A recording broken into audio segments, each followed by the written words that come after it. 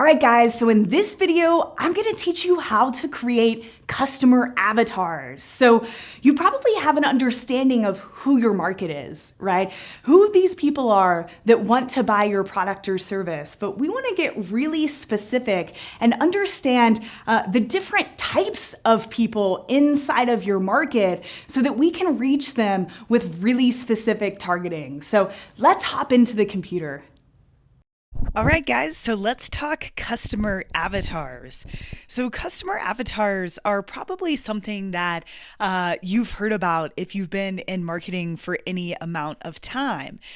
Customer avatars aren't, critically essential to running successful paid traffic campaigns, but I do want you to understand the concept because at the broader marketing level, customer avatars are very important. So it's really important to understand that if you're selling a product or service, there are different avatars of people, very different types of people that are probably interested in that product or service.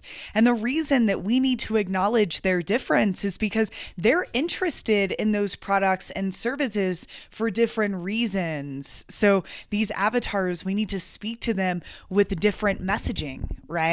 Just a few use cases for customer avatars. It's basically marketing. Marketing is the use case for customer avatars, but product offer creation, right? It's really important when you're sourcing a new product, creating a new product or service, that you understand the avatars that you're going to serve. Definitely writing copy, as we just talked about. Ad targeting, which is going to be in the next video. Ad targeting is everything to do with an avatar, right? So it's basically, after you have your avatar established, say it's, soccer moms, we then need to go into the ad targeting phase to figure out specifically how to find them on platforms like Facebook, content creation, whether that's blog posts or Facebook Lives or everything Russ talked to you about. Definitely a place where you can use your avatars. Customer service, right? It's really important for people in your company that are serving the customers to understand the profiles of these people and the avatars that the marketing department is targeting so that they can better serve them on the back end of your business. And of course, SEO, right? What are these people searching? How can we get in front of them? But just a few use cases for avatars to get your wheels turning. So I think an important distinction to make with avatars, there's really two sides to a customer avatar. So the first is demographics, and demographics are what we have normally used to describe other groups of humans, right? So demographics are things like she's a woman over the age of 50, or he's a man, over the age of 60, right? Or they're older, they're retired. These are all demographic ways of describing people based off their gender, their age, maybe even their ethnicity. And although this is very important, I want you to understand that customer avatars and ad targeting is much more than demographics. So in the past, right, 40 or 50 years ago, when you could just buy print ads or you could just purchase billboards, right, we didn't have the internet. We've relied on demographic marketing, right? We wanted to target women. We got in the magazine that women read, right? Things were much more simple then. Nowadays, with the data that we are all giving the internet and platforms like Facebook or Google, there's so much more that we now know as marketers about our avatars. And there's a much deeper way to reach these people. It's important to understand the demographics, or at least have a loose sense for when you're writing ad copy, or if you're imagining yourself sitting there speaking to this person when you're coming up with your marketing campaigns. But what's really important, the other side of these avatars, is the intent and interest. So I care much more about the intent and the interests of your market than what they look like. When I was a digital marketer, our sister company, Survival Life, they are a company that sells bug out bags and knives and basically products for people who think the world's going to end. And they thought that these products were only being purchased by men over the age of 50. So that's who they targeted on Facebook. Well, one day they forgot to enter the age and gender, and they just use interest targeting. And what they found is that their lowest CPA was actually women in their 30s. So my point that I'm trying to prove is that there can be a lot of misconceptions when you only think about your avatar from a demographic standpoint. I challenge you to dig deeper than that, even outside of marketing, in life. Let's look at humans for what they believe in and what they're interested in, and what they're made of, and not just how they look, right?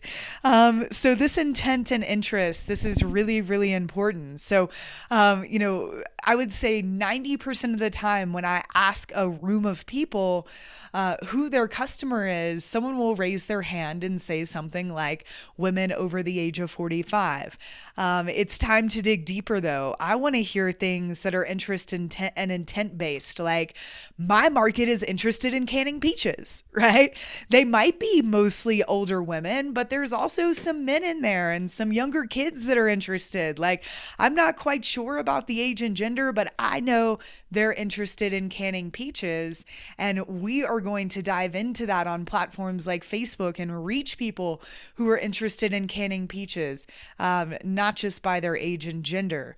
Things like they read Rich Dad Poor Dad, or they read any book or magazine, right? That's very telling of someone's interest in a particular subject. Maybe they need a new car, right? This is more of a life event, but that is definitely a way to describe your market. Who are you selling to? People that need new cars. That is a really good way to describe your market. They want straight teeth, right? So this could be something, you could describe your market in things they're interested in, things that they read, stuff that that they desire, benefits that that they're looking for, events that they attend, right? Maybe they attended South by Southwest, people they follow. Maybe your market follows Lewis Howes because they love his inspiration, but they also love his business advice.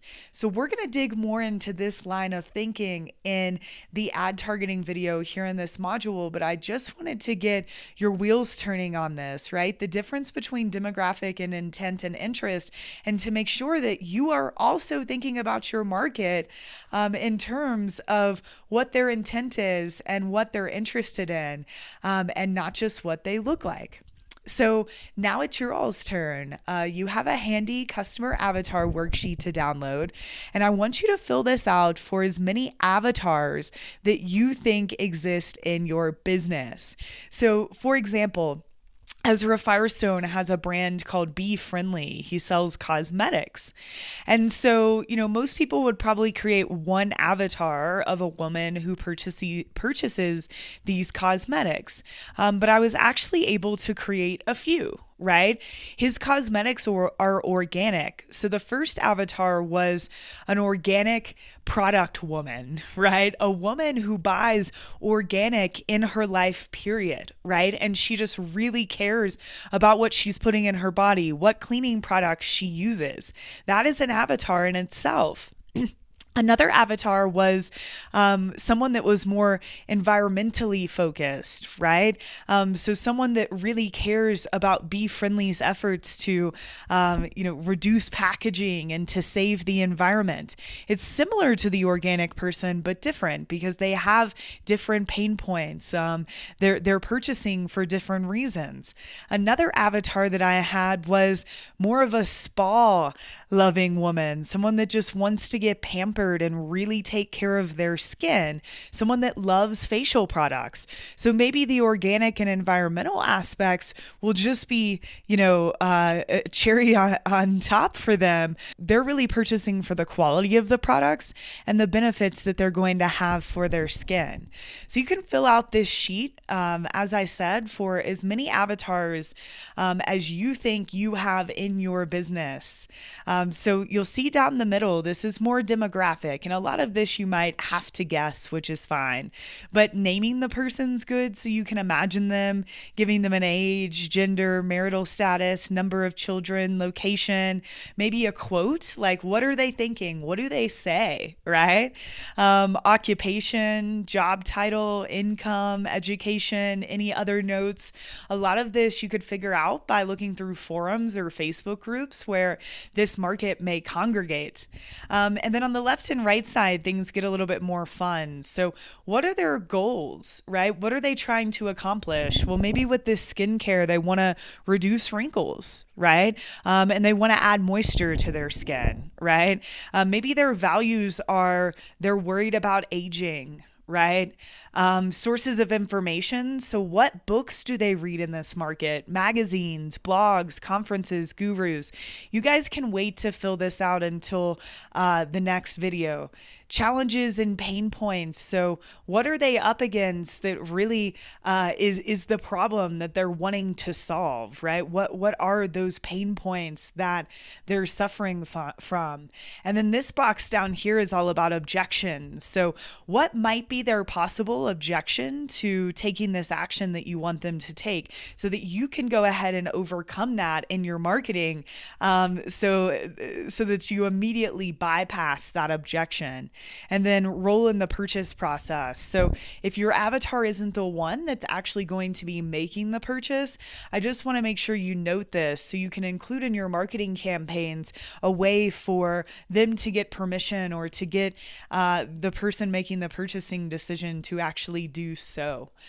So again, guys, customer avatars, they're very important in marketing, especially from a big picture stance of just understanding who you're talking to, and also understanding that it's not always one person, right? The biggest takeaway I want you to get from this video is the difference between the demographic and the interest and intent sides of creating an avatar. And we're going to learn more about that in the next video on ad targeting. So I will see you guys there. Go ahead, download the worksheet, start filling it out, and I will see you in the next video.